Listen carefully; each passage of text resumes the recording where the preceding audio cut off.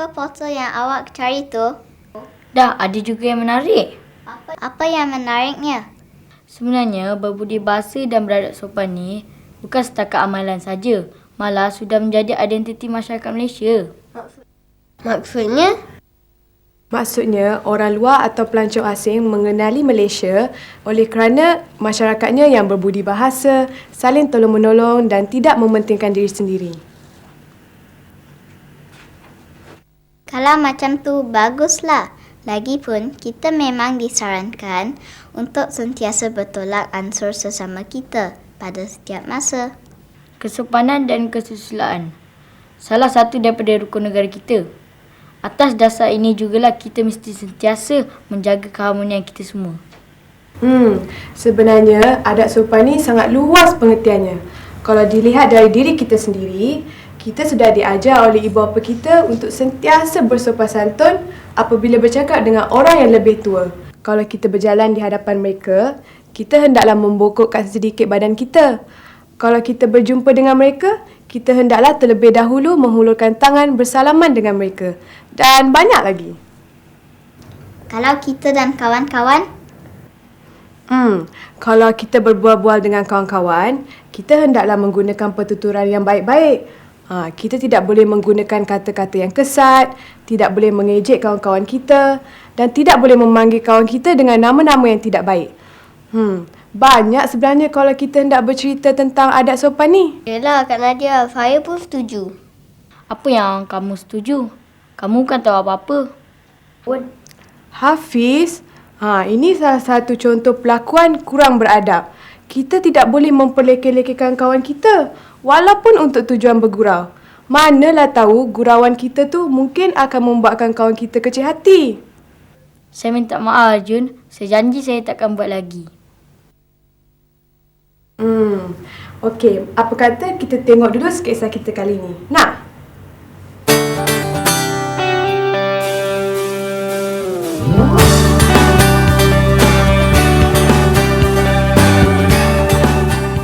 Episod kali ini mengisahkan Halim telah diminta oleh ibunya untuk membeli rempah di kedai runcit berhampiran dengan rumahnya. Dia telah mengajak rakannya Syarul untuk menemankan dia pergi ke kedai tersebut. Lim, awak tak letak basikal tu elok ke? Biar lagi pun sekejap ke. Salahnya ganggu jalan orang lain lah. Kalau awak nak, awak betul kat sini. Saya nak cepat Pergi dulu. Syarul membetulkan kedudukan basikal Halim. Dia hanya menggelengkan kepalanya sahaja, tanda tidak setuju dengan perbuatan Halim.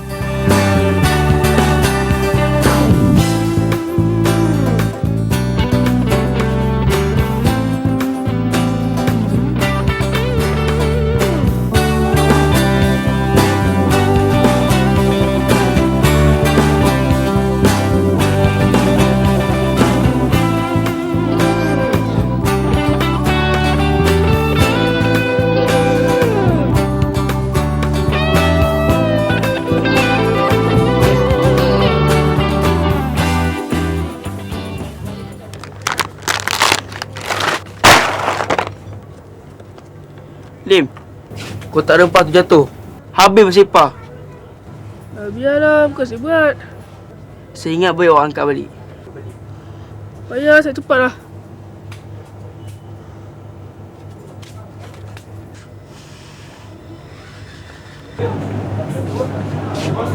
Apa ni? RM1. Setelah bertanya harga kepada pekedai tersebut dengan suara yang kasar, Halim membayar harga rempah tersebut dan terus keluar dari kedai. Sementara itu, Syarul berada di bahagian dalam kedai tersebut sedang mengemas paket-paket rempah yang telah jatuh ke lantai disebabkan oleh Halim.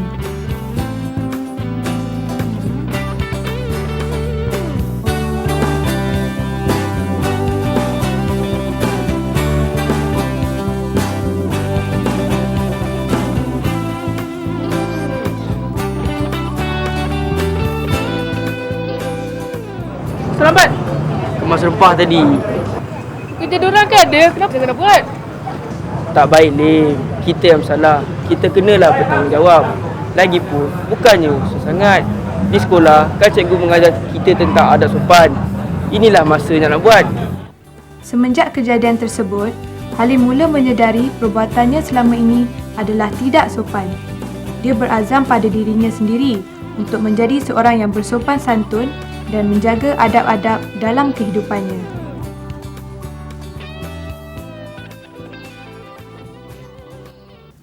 Ada apa-apa komen? Kalau daripada apa yang kita belajar, pada awalnya Halim menunjukkan sikapnya kurang beradab apabila dia tidak meletakkan basikannya di tempat yang sepatutnya. Sikap dia yang tidak bertanggungjawab di atas perbuatannya juga tidak sepatutnya dilakukan. Saya rasa rakannya Syarul telah menunjukkan adab sosial yang baik. Apa kata kita imbas kembali babak-babak dalam drama tadi sebelum kita kembali bersama tokoh kita kali ini.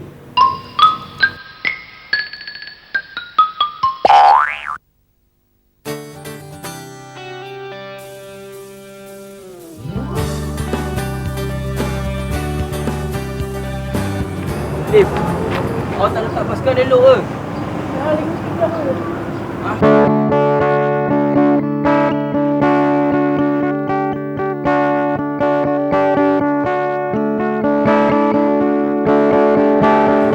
Biar lagi pun sekejap ke. Salahnya ganggu jalan orang lain lah. Kalau awak nak, awak betulkan sini. Saya nak cepat Sekejap dulu.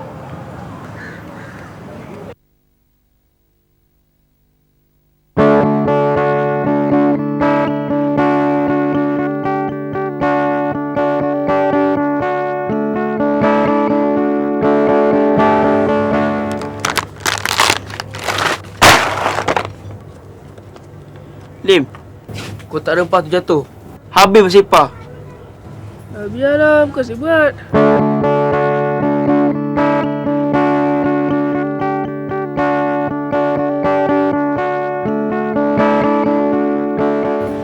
Saya ingat boleh awak angkat balik. Payah, saya cepatlah.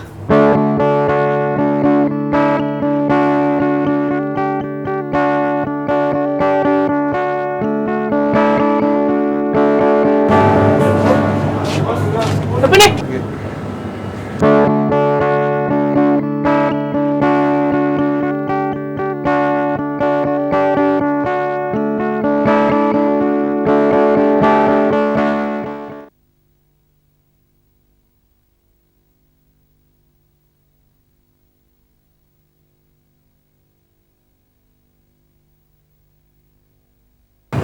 Kerja diorang kan ada, kenapa saya kena buat?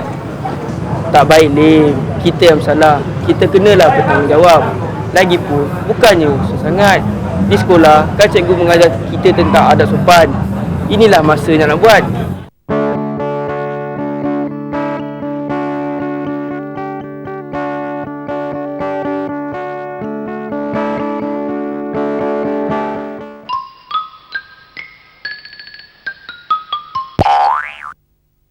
Baiklah adik-adik, hari ini kita ada seorang tokoh yang tidak asing lagi kepada kita, iaitu Tuan Haji Hushim bin Haji Salim yang akan bersoal jawab dengan kita mengenai berbudi bahasa.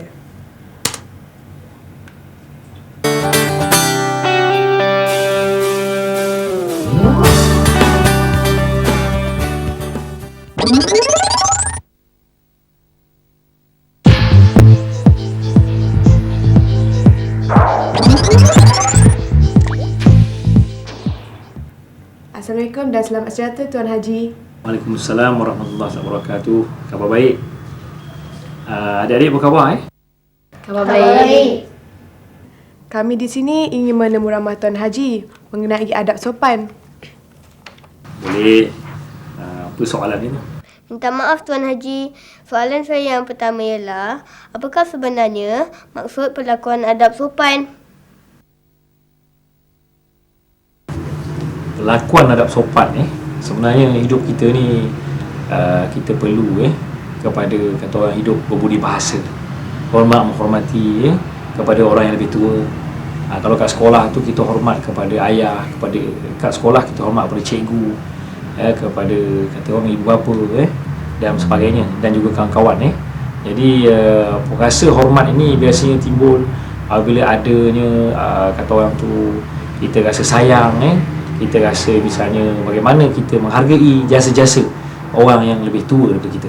Jadi rasa hormat ini timbul dalam diri seseorang itu ialah melalui dasar dan juga didikan yang diberi oleh orang yang terdahulu daripada kita. Contoh cikgu-cikgu sekolah, ibu bapa, abang-abang kita, kakak-kakak kita, atuk nenek kita dan sebagainya, dan juga masyarakat kita. Banyak perkara lah yang mendidik kita supaya menjadi seorang yang beradab sopan. Kerana pelakuan adab sopan ni penting. Orang pandang kita bukan kerana mungkin rupa paras kita ataupun kedudukan kita, pangkat kita dan sebagainya, tetapi yang penting ialah dari segi adab sopan kita. Contoh macam mana kita misalnya menghormati ibu dan ayah kita, menghormati misalnya cikgu-cikgu kita. Kalau kita lalu depan cikgu misalnya, kita bongkok sikit, lalu depan mak bapak, depan orang tua, kita bongkok sikit. Tak adalah kita berlari ke, ataupun kita misalnya buat dalam bentuk misalnya buat bising ke dan sebagainya.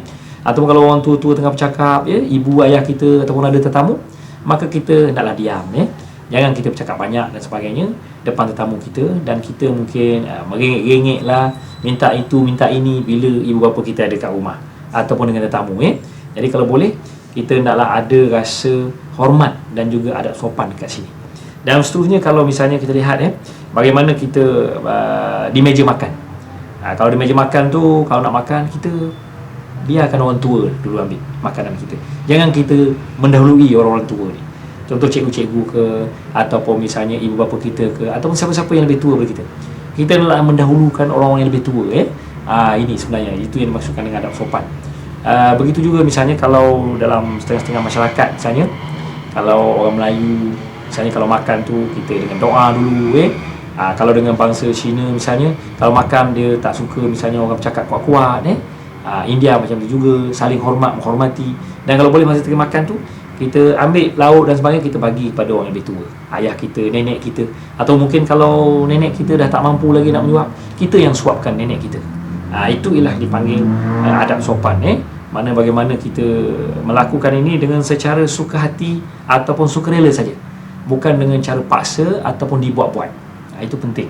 Dan begitu juga misalnya kita sebagai seorang anak murid di sekolah, kita adab kita belajar dengan cikgu. Kita hormat cikgu kita.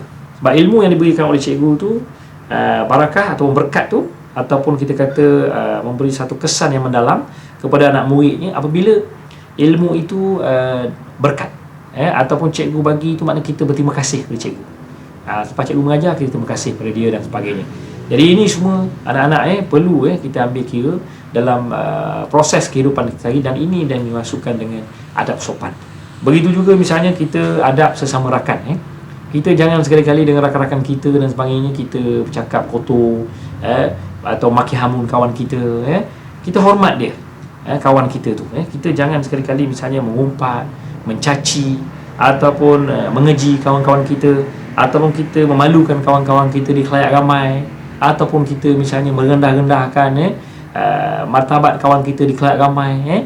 Jadi ini semua ialah adab sopan yang perlu kita jaga. Kita hendaklah sentiasa hormat, kita hendaklah sentiasa pandang mulia pada kawan-kawan kita. Satu lagi ialah beradab kepada tetamu-tetamu kita. Kalau datang rumah kita, kita layan dengan baik, kita hormat dia dan sebagainya. Jangan kita rasa sombong, bangga diri kepada tamu kita dan sebagainya. Jadi kita hendaklah kesimpulan di sini, kita hendaklah sentiasa ada rasa orang tu adab sopan dan tingkah laku dan berbudi bahasa memang ditanamkan dalam kehidupan kita sehari-hari. Tak kira kita orang Melayu ke, orang Cina, orang India, kita sangat sanjung kepada individu-individu yang mempunyai budi bahasa yang baik. Mengapakah beradab sopan perlu dijadikan budaya? Ada kaitan antara adab sopan dengan kecemerlangan seorang murid. Anak-anak boleh tengok kat sekolah.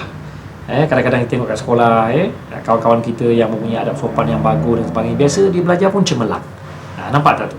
Sebab biasanya kalau adab sopan yang mulia, yang baik ini, cikgu-cikgu pun sayang kat sekolah, kawan-kawan pun sayang, semua orang sayang. Ini kita tak boleh nafikan dari sisi psikologi manusia. Kalau kita misalnya beradab sopan, kita hormat kawan kita, kita misalnya seorang pelajar yang berdisiplin, berhemah tinggi. Contoh kat sekolah, kita suka tolong cikgu kita suka tolong kawan kita, semua orang suka. Jadi bila semua orang suka, semua orang misalnya memandang kita sebagai orang yang berhemah, berbudi bahasa, jadi kita dengan sendiri dari sisi psikologi dia akan menaikkan kita punya keyakinan diri, kita punya self esteem. Ini semua akan naik dan kita akan ada jati diri. Nampak tu? Jadi ini semua akan berkait rapat dengan kecemerlangan akademik. Bila kita dah ada jati diri, kita dah ada rasa kita tahu tentang harga diri kita, maka kita boleh beri tumpu pada pelajaran yang dengan lebih cemerlang lagi. Ini Dan semasa belajar misalnya kita hormat cikgu, tak buat bising dalam kelas, tak kacau kawan, cocok kawan ke, kacau sana kacau sini. Jadi kita pelajar yang berdisiplin dalam kelas, dengar cikgu cakap. Sebab dari sisi psikologi, kalau kita dalam kelas cikgu mengajar, kita mendengar 70% ilmu yang cikgu ajar tu kita akan dapati. Tapi kalau kita main-main, kita misalnya tak fokus dan sebagainya, cikgu marah kat kita, cikgu hilang tumpuan, dan cikgu pun akan melihat kita sebagai pelajar yang tidak sopan, dan akhirnya kita mempelajari sesuatu yang tidak berkat daripada cikgu kita. Tapi kalau kita misalnya dengar dengan taat, dengan tekun, pegang pen, pegang kertas, dengar cikgu, bila cikgu tanya soalan kita jawab dan sebagainya, kita dapat ilmu yang berkat. Itu penting tuan anak. Dan seterusnya, kita naklah menghormati kawan-kawan kita. Kalau misalnya kita di sekolah, kita jangan kedekut ilmu kita. Kita naklah saling misalnya membantu kawan-kawan kita. Kalau kawan-kawan kita lemah, kita ajar dia. Kawan-kawan kita lemah misalnya mata pelajaran matematik, dia minta tolong pada kita, kita naklah jangan kedekut. Kita ajar dia. Ini juga ialah adab sopan. Yang mana kita jangan sekali-kali kita rasa kedekut ilmu, kita rasa sombong, kita rasa bongkak, tak nak tolong kawan-kawan kita dan sebagainya. Kerana dalam hidup bermasyarakat, bersosial, kita hendaklah sentiasa ada perasaan kata orang tu ingin tolong-menolong dan sebagainya, rasa hormat, menghormati. Dan ini semua akan memberi kesan kepada kehidupan kita, dan dia akan pergi kepada kecemerlangan akademik. Orang yang cemerlang akademik biasanya dia akan mempunyai budi bahasa yang baik, mempunyai sopan santun, hormat orang tua, hormat mak bapak. Ini saya cakap terang lah. Saya pun sebagai seorang kaunselor, sebagai pensyarah di universiti, dan sebagai pernah jadi cikgu sekolah. Biasa kalau pelajar cemerlang ni, dia punya budi bahasa memang tip-topnya. Jadi memang ada hubungan antara kecemerlangan seseorang murid dengan adab sopan. Jadi anak-anak semua, kalau boleh kita jadilah seorang anak murid yang bersopan santun di sekolah. Apakah kaitan beradab sopan dengan kecemerlangan seorang murid? Sebenarnya adab sopan ni sangat penting lah. Saya rasa semua masyarakat dan semua bangsa, kita di Malaysia, kita berbagai kaum. Kita ada kaum Melayu, kaum Cina, kaum India, dan ini telah terbukti. Bukan kita hanya cakap-cakap omong-omong kosong. Maknanya dasar-dasar kerajaan kita nak wujudkan perpaduan kaum, yang mana kita ada misalnya berbagai-bagai budaya dan sebagainya. Contoh misalnya, kita ambil contoh bagaimana kita misalnya menyambut sambutan-sambutan Hari Raya, Tahun Baru Cina, Deepavali, kita selalu sambut bersama-sama. Dan kita dapati bahawa di sini kita sebagai warga negara Malaysia ni, kita menghormati antara sama lain. Kalau kita hidup bermasyarakat, kita hormat jiran kita. Kalau kita jiran kita Cina, kita hormat dia. Kalau hari raya, kita bagi dia ketupat, kita bagi dia lemang dan sebagainya. Bila hari raya dia bagi kita limau. Ataupun orang Hindu misalnya, dia hari raya Deepavali, dia bagi kita misalnya tosi lah, kita bagi ayam lah, macam-macam lah. Kita pun sama-sama lah. Jadi ini kita nampak bahawa dari segi untuk melahirkan insan yang menghormati antara satu sama lain ni, kita naklah ada satu, kata orang tu, rasa hormat menghormati. Dan ini kalau boleh kita jadikan sebagai satu budaya yang sangat baik dalam negara kita. Dan inilah yang menyebabkan negara kita ni menjadi satu negara yang aman damai. Bukan senang untuk memupuk paduan kaum. Tapi bila kita tengok ada berbagai kaum dalam negara kita, dan kita ni saling hormat menghormati, dan kita hidup dalam keadaan makmur, ni kata-kata di sekolah adik-adik kan, anak-anak kan, ada kawan-kawan kita, kawan Cina, kawan India tu tak adik-adik kan, kawan Melayu. Kadang hari raya puasa kita pergi rumah orang Melayu, hari raya Cina kita pergi rumah kawan-kawan kita Cina tu tak India dan sebagainya. Jadi ini cukup cantik lah, cukup harmoni kata orang tu dalam kehidupan kita negara Malaysia, dan kita patut bersyukur sebagai warga Malaysia. Kita ada berbagai kaum, kita ada misalnya budaya, dan kita ada saling hormat menghormati, dan kita hidup dalam keadaan makmur. Makmur, kita tengok negara kita tidak ada apa-apa kita rasa takut lah nak keluar pukul 12 malam, pukul 1 pagi. Sebab adik-adik semua yang ada kat sekolah ni kalau dapat memupuk suasana budaya hormat menghormati ni, maka kita akan hidup satu masyarakat yang makmur dan damai, dan insya-Allah benda ni akan berkekalan. Dan apa yang penting kata orang tu, dia punya intipati dia ialah saling hormat menghormati, iaitu tentang adat resam kaum lain, agama orang kita hormat, kita hormat budaya kaum lain. Orang Melayu hormat budaya orang Cina, orang India, orang Cina hormat budaya orang Melayu, hormat budaya misalnya dari segi adat resam, sesuatu kaum, perayaan. Ini yang menyebabkan kita hari ini makmur, kita aman damai. Sebab kita saling hormat menghormati. Kadang-kadang saya pun rasa seronok lah bila tengok adik-adik semua kat sekolah tanpa mengira kaum dan sebagainya, berkawan, berlari-lari, bergurau senda, dan saya pun rasa, dan saya pun macam dulu masa sekolah Jadi kalau boleh kita dapat kekalkan suasana ini. Kita tak ada rasa kau Cina, kau India, kau Melayu, tak ada. Kita kalau boleh, kita warga negara Malaysia. Kita jadi warga negara Malaysia yang hidup aman, makmur, damai, dan kita dapat masa satu hari nanti adik-adik lah akan menjadi pemimpin negara dan akan mewarisi kepimpinan yang kita sayang ini. Jadi kalau boleh kita wujudkan satu keadaan hidup yang makmur dalam negara kita, dan kita hendaklah sentiasa hormat menghormati, dan yang penting di sini ialah ada rasa sayang, menyayangi, hormat menghormati, dan saling misalnya memberi kerjasama antara satu kaum dengan satu kaum yang lain. InsyaAllah kita akan hidup satu keluarga dalam negara Malaysia yang makmur ini.